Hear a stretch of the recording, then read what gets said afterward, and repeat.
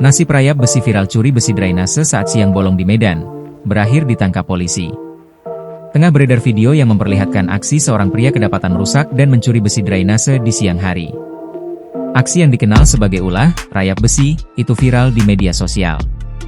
Berdasarkan keterangan, peristiwa tersebut terjadi pada Senin, 10 November 2025, di kawasan Jalan Letda Sujono, tepatnya di Simpang Jalan Selamat Ketaren, Kota Medan.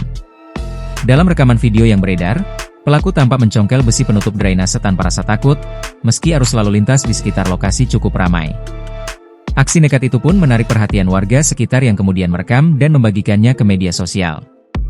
Menanggapi laporan tersebut, Unit Resmo Polrestabes Medan bersama Unit Reskrim Polsek Medan Tembung bergerak cepat dan berhasil mengamankan pelaku.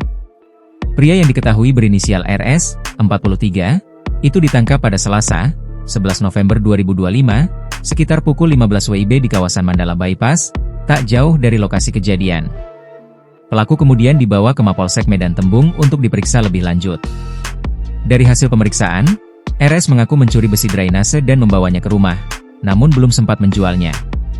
Atas perbuatannya, pelaku dijerat dengan pasal 363 KUHP tentang pencurian dengan pemberatan. Download Tribun X sekarang, menghadirkan lokal menjadi Indonesia.